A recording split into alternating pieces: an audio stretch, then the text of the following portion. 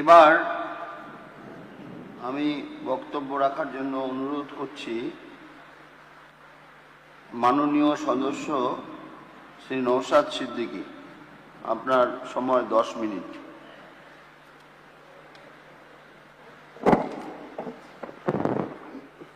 ধন্যবাদ speaker sir. দেশের সংবিধানের 176 নম্বর অনুচ্ছেদ অনুসারে পশ্চিমবঙ্গের অষ্টাদশ বিধানসভার প্রথম অধিবেশনে পশ্চিমবঙ্গের বর্তমান রাজ্যপাল নিয়ে আসা গভর্নর অ্যাড্রেসের উপরে আমার বলার সুযোগ দেওয়ার জন্য। আমরা গভর্নর অ্যাড্রেস বললেও কিন্তু ঐতিহ্যগতভাবে আমরা দেখেছি নির্বাচিত সরকারের প্রস্তুত করা বক্তব্যই এই হাউসের মধ্যে তিনি ডেলিভার করেন। এতে তাদের নীতি, অগ্রাধিকার, আইন প্রণয়নের বিষয়গুলো প্রতিফলিত হয়। রাজ্যপাল মহোদয়ের কাজটাই আনুষ্ঠানিকভাবে এই হাউসের মধ্যে সেই তথ্য পরিবেশন করাটার মধ্যেই সীমাবদ্ধ থাকে। কারণ সুপ্রিম কোর্টের একাধিক জাজমেন্ট দেখলে দেখা যাবে সাংবিধানিক প্রধান হলেও তার কর্মকাণ্ড এবং ক্ষমতাটা কতটা সীমিত আছে। আমরা যদি শামশের সিং বনাম পাঞ্জাব রাজ্যের মামলা দেখি, দেশের সুপ্রিম কোর্ট সেখানে দৃঢ়ভাবে প্রতিষ্ঠা করে যে রাষ্ট্রপতি এবং রাজ্যপাল হলেন সাংবিধানিক প্রধান, তাদের অবশ্যই মন্ত্রী পরিষদের সাহায্য ও পরামর্শে কাজ করতে হবে। আর একটি মামলা যদি দেখি, নবম রেবিয়া বনাম ডেপুটি স্পিকার, এই মামলায় রাজ্যপালের স্বেচ্ছাধীন ক্ষমতা সীমিত করেছে আদালত এবং রাজ্যপালকে সাধারণত মন্ত্রীর পরামর্শেই চলার কথা বলেছেন। ভেরি রিসেন্ট যে মামলাটা 2025-এ হয়েছে, state of Tamil Nadu versus governor of Tamil Nadu, supreme court রাজ্যপালের সীমাহীন ক্ষমতা এবং ইচ্ছাকৃতভাবে বিল আটকে রাখার প্রবণতাকে লাগাম দেয়। স্যার, গভর্নর স্পিচের প্রথম পয়েন্টে আমি দেখলাম যেখানে রাজ্যপাল মহাশয় বাংলা দিবস, পশ্চিমবঙ্গ দিবসের উল্লেখ করেছেন। পশ্চিমবঙ্গ দিবস উদযাপন নিয়ে বিতর্ক আছে, আলোচনা আছে। বিগত সরকার 1 বৈশাখ দিনটিকে নির্ধারণ করেছিল। আমার প্রস্তাব ছিল 16 অক্টোবর দিনটিকে, কারণ 16 অক্টোবর 1905 সালে রবি ঠাকুর বঙ্গভঙ্গ রদের জন্য রাখি পরিধানের যে সূচনা করেছিলেন সেই দিনটিকে স্মরণ রাখার। কিন্তু আমি অদ্ভুতভাবে একটা জিনিস দেখছি, রাজ্যপাল স্যারের বাংলা যে কপিটা আছে বক্তব্যের 20 মে উল্লেখ আছে, ইংলিশ কপিতে 20 জুন উল্লেখ আছে, আর বর্তমান আমাদের পশ্চিমবাংলা সরকার যে নোটিফিকেশন দিয়েছে সেখানে আছে আপনার 20 জুন হিসেবে উল্লেখ করা আছে। যদি এক্ষেত্রে রাজ্যপাল মহাশয়ের বাংলা কপিতে ভুল থেকে থাকে তাহলে এই ধরনের ভুল কিন্তু অনভিপ্রেত।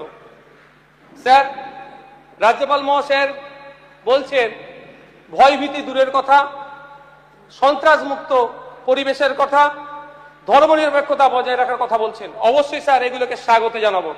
আমরা চাই সংবিধান মেনে রাজ্য কার্য পরিচালনা করুক, কিন্তু এটা বাস্তবে হচ্ছে কোথায়?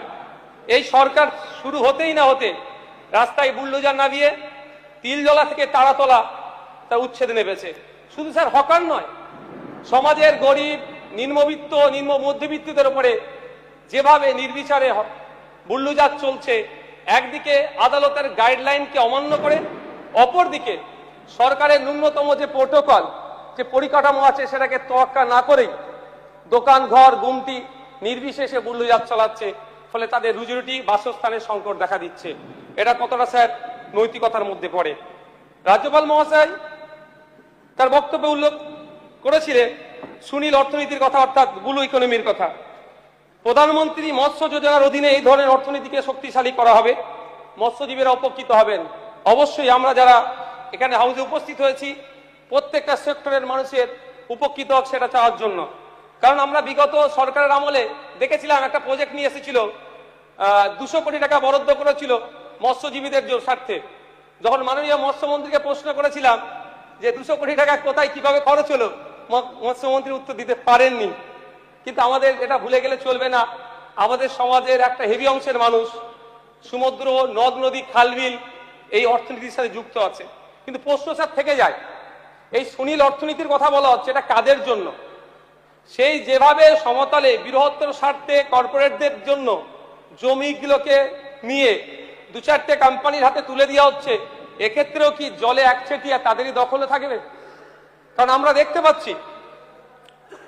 দেখতে পাচ্ছি যেভাবে সেই ফরেস্ট রাইট অ্যাক্ট অ্যামেন্ডমেন্ট বলুন বা বিভিন্ন ক্ষেত্রে উচ্ছেদ করে দু একটি কোম্পানির হাতে তুলে দেওয়া হচ্ছে, এক্ষেত্রে না হয় সেটা কিন্তু আমি নিশ্চয়তা পাচ্ছি না। কতটা সামাজিক উন্নয়ন হবে সেও প্রশ্ন স্যার থেকে যাচ্ছে। আমরা চাই ইনক্লুসিভ ব্লু ইকোনমি, সমাজের প্রত্যেকটা সেক্টরের মানুষ এর সাথে যুক্ত হোক, বিশেষ করে গরিব, মধ্যবিত্ত, ক্ষুদ্র, মাঝারি যারা ব্যবসায়ী আছে এই ইকোনমির পার্ট হোক, এই বড় প্রজেক্টের পার্ট হোক, আমরা স্যার চাই। স্যার রাজ্যপাল মহাশয়ের 15 নম্বর পয়েন্টে উল্লেখ করেছেন রেলের যোগাযোগ উন্নয়ন নিয়ে কথা বলেছেন। আমরা চাই আমাদের রাজ্যে রেলের সম্প্রসারণ হোক, পরিকাঠামোর উন্নয়ন হোক, এ বিষয়ে আমাদের কারো দ্বিমত নাই, এগুলিকে অবশ্যই স্বাগত জানাই। সাথে সাথে এটাও চাইব অলরেডি যে সমস্ত প্রজেক্টগুলো অ্যাপ্রুভাল হয়ে আছে সেইগুলো অগ্রাধিকার দেওয়া হোক, যেমন ফুটপাথ সিট থেকে তারকেশ্বর, এবং সাথে সাথে রেলের মানচিত্রে আমাদের ভাঙড় আসুক, এটাও চাইব। তবে একটা কথা স্যার, রেলের সাথে সাথে হকার স্যার সম্পৃক্ত হয়ে আছে। অবশ্যই কোনো বড় প্রজেক্ট করতে গেলে সেক্ষেত্রে কিছু হকারদেরকে সরাতে হবে, কিন্তু স্যার তাদের উপযুক্ত পরিমাণে ক্ষতিপূরণ এবং পুনর্বাসনের ব্যবস্থা করেই তাদেরকে সে জায়গা থেকে রিমুভ করা হোক, এটাও স্যার আমরা চাইব। স্যার রাজ্যপাল মহাশয় তার বক্তব্যের 21 নম্বর পয়েন্টে বিদ্যালয় শিক্ষার কথা বলেছেন এবং বিদ্যালয় শিক্ষাকে শক্তিশালী করতে পিএম3 প্রকল্পের কথা বলেছেন। অবশ্যই আমরা এটাকে স্বাগত জানাবো, এটাকে আমরা বিরোধিতা করতে পারি না, কিন্তু একটা ভয়াবহ চিত্রের কথা তার বক্তব্যে ফুটে ওঠেনি। সেটা হচ্ছে যে 2012 থেকে সরকারি তথ্য অনুযায়ী 2012 থেকে গত বছর 5ই আগস্ট পর্যন্ত পশ্চিমবাংলায় 25,000 প্রাইমারি স্কুল বন্ধ হয়ে গিয়েছে। সেই স্কুলগুলোকে রিওপেনের করা কোনো চর্চা নাই। আমি আশা করব সেই সমস্ত স্কুলগুলোকে রিওপেন করা হোক। সাথে সাথে প্রায় 1200 বিদ্যালয় আছে যে বিদ্যালয়ে হয় শিক্ষক শূন্য হয়ে আছে, নাহলে গড় একজন শিক্ষক দিয়ে সেই বিদ্যালয়গুলো চলছে, সেখানেও শিক্ষক ছাত্র রেশিও মেনটেন করা হোক। আর যে 49,000 প্রাইমারি স্কুল আছে সেখানে কিন্তু শিক্ষক ছাত্র রেশিও মেনটেন হচ্ছে না, সেগুলো পর্যাপ্ত পরিমাণে শিক্ষক ছাত্র রেশিও মেনটেন করা হোক এবং শিক্ষার পরিকাঠামো ফিরিয়ে নিয়ে আসো। স্যার আরেকটি সমস্যা শিক্ষা বিষয়ে, সেটা হচ্ছে শিক্ষায় ড্রপ আউটের সমস্যা। আমি একটা তথ্য দেব স্যার, দেখলে বুঝতে পারবেন যে কিভাবে ড্রপ আউট হচ্ছে। ক্রমশ আমাদের রাজ্যে ড্রপ আউটের সংখ্যা বেড়ে যাচ্ছে, কিন্তু রাজ্যপাল মহাশয়ের ভাষণে সেই ড্রপ আউট নিয়ে কোনো চর্চা ছিল না। তাই আমি সেইগুলোকে বিরোধী হিসাবে একটু স্মরণ করিয়ে দিতে চাইছি হাউজে। 2023 সালে উচ্চ মাধ্যমিক পরীক্ষার্থীর সংখ্যা ছিল 8,52,444 জন। 2024 সালে উচ্চ মাধ্যমিক পরীক্ষার্থীর সংখ্যা দাঁড়ালো 7,64,848 জন। কিন্তু 2025 এসে দেখলাম আমরা মাত্র 4,73,919 জন। এক লপ্তে এক বছরের মধ্যে প্রায় 3 লক্ষ পরীক্ষার্থী পশ্চিমবাংলায় কমে গেল। কিন্তু দুর্ভাগ্য, যখন বিগত দিনের যিনি আমাদের শিক্ষামন্ত্রী ছিলেন তাকে প্রশ্ন করলে এই বিষয়গুলো সুন্দর তাত্ত্বিক ভাষায় বলে যথাযথ উত্তর না দিয়ে তিনি এড়িয়ে যাওয়ার চেষ্টা করেছিলেন। আমি আশা করব গভর্নর স্পিচে অ্যাড্রেসে এটা ওঠেনি, আগামী দিনে আমাদেরকে এটা নিয়ে ভাবতে হবে কোন পদ্ধতিতে গেলে এটা এই ড্রপ আউটের সমস্যার সমাধান হতে পারে। স্যার আরেকটা তথ্য দিচ্ছি, 20 নম্বর পয়েন্টে স্যার বলেছে মিড ডে মিলের কথা। গতদিন বাজেটে মিড ডে মিলের বরাদ্দ বেড়েছে, এটাকে স্বাগত জানাচ্ছি। তবে মিড ডে মিল কারা প্রদান করবে এটা নিয়ে বিতর্ক আছে, কারণ আমরা তৃতীয় বিশ্বের আমরা মানুষ, আমাদের কাছে হেভি ফুড হচ্ছে ডিম। 1 মিনিট আছে আর স্যার একটু আমাকে 2-4 মিনিট দিতে হবে, আজকে সময় হবে না স্যার একটু দেবেন। স্যার আমরা তৃতীয় বিশ্বে আমাদের হেভি ফুড হচ্ছে ডিম, কিন্তু ইসকনের মাধ্যমে যে পরিবেশনের কথা বলা হয়েছে, আমি যতটুকু জানি ইসকন সম্পূর্ণভাবে তারা শাকাহারী। সেক্ষেত্রে তাহলে আমাদের বাড়ির যে ছেলে মেয়েগুলো ওখান থেকে গিয়ে ফিড পেত, অর্থাৎ মিড ডে মিল পেত, তার ক্ষেত্রে কোনো বাধ্যবাধকতা না হয়ে দাঁড়ায়, এটাও স্যার প্রশ্ন থেকে যাচ্ছে। স্যার রাজ্যপাল মহাশয়ের বক্তব্যের মধ্যে একটা বিষয় অদ্ভুতভাবে খুঁজে পেলাম না, এসআইআর।